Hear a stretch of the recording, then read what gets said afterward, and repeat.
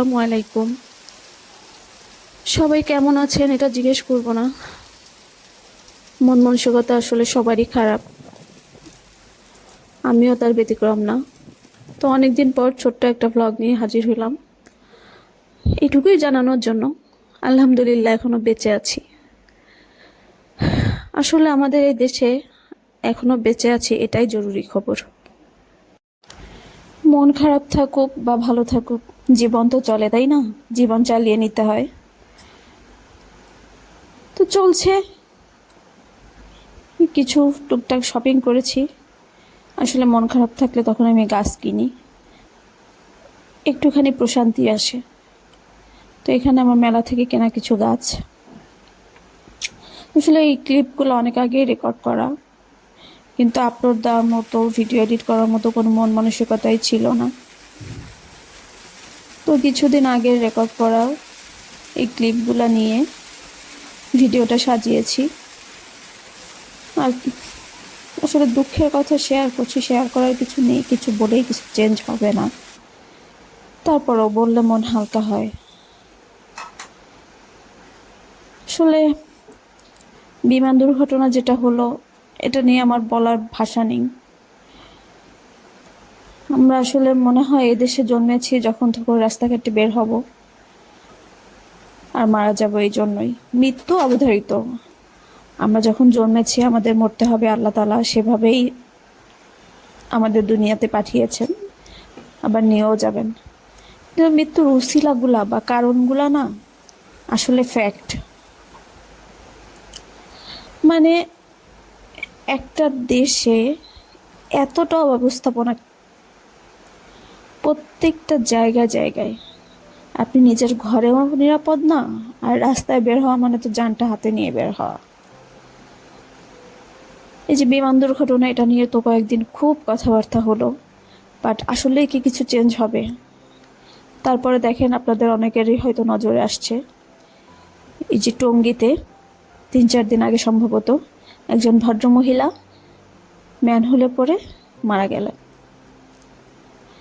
মানে চিন্তা করতে পারেন, প্রত্যেক বছর লাস্ট 3-4 বছর ধরে তো প্রতি বছরই কোনো বাচ্চা ম্যানহোলে পড়ে মারা যাচ্ছে দেশের বিভিন্ন জায়গায়। তো ম্যানহোলগুলা বন্ধ করা, উপরে একটা ঢাকনা বা নিরাপত্তা বেষ্টনী দেওয়া কি খুব কঠিন? মানে কারোরই যেন কিছু যায় আসে না। একটা প্রাণী তো গেলে কার কি, শুধুমাত্র যে পরিবারটা হারায় তারা বোঝে। আমরা মানুষও সচেতন হই না, আমরা আমাদের অথরিটিকে বলতেও পারি না, বাধ্যও করতে পারি না, কিন্তু আমরা ট্যাক্সের টাকা ঠিকই গুনে যাই। এই হচ্ছে আমাদের জীবন। মন চায় যদি সম্ভব হতো এই দেশটা ছেড়ে চলে যাইতাম, কিন্তু আমার সেই উপায় নাই।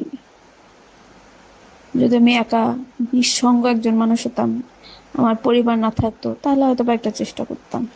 কিন্তু এই যে পরিবারের যে পিছু টান, পরিবার আছে, বাবা মা ভাই বোন আছে, সবাইকে ছেড়ে তো যাওয়া সম্ভব না।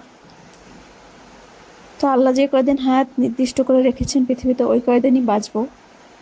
কিন্তু মৃত্যুটা যে আসলে কি উপায় হবে, কখন যে ঘর থেকে বের হয়ে নাই হয়ে যাব, কেউ আসলে বলতে পারি না। আমি ভয়েস ওভার দিচ্ছি আর বাইরে বৃষ্টি হচ্ছে, মুষলধারে বৃষ্টি। আপনারা হয়তো ব্যাকগ্রাউন্ডে নয়েজ পাচ্ছেন, কিন্তু আসলে কিছু করার নেই। এখন তো বৃষ্টির কোনো টাইম টেবিল নেই, সকাল দুপুর রাত যে কোনো সময় মুষলধারে বৃষ্টি। তো এনজয় করছি, আবার বিরক্তও লাগছে, যেহেতু রাস্তাঘাটে বের হওয়া খুব টাফ হয়ে যাচ্ছে। তো যাই হোক, মেলা থেকে এই সুন্দর একটা জিনিস কিনেছি।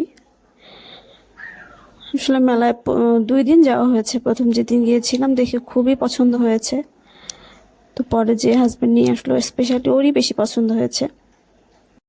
অরেঞ্জ কালারের মাছগুলোর জন্য আমার মনে হচ্ছে আরও বেশি সুন্দর লাগছে। আর আপনারা দেখে নিশ্চয়ই বুঝতে পারছেন, এই ভিতরে গাছগুলা কিন্তু সব রিয়েল, এগুলো কিন্তু অর্নামেন্টাল না। আর ভিতরে কাঠটা হচ্ছে সুন্দরী কাঠ। তো দেখা যাক, মেনটেনেন্স তো শুনে এসেছি, সেভাবেই চেষ্টা করছি কতদিন থাকে। তো আজকের মতো এখানেই বিদায় নিচ্ছি। সবাই ভালো থাকার চেষ্টা করবেন, নিরাপদে থাকার চেষ্টা করবেন। সবাই সবার জন্য দোয়া করবেন। আল্লাহ হাফেজ। আসসালামু আলাইকুম।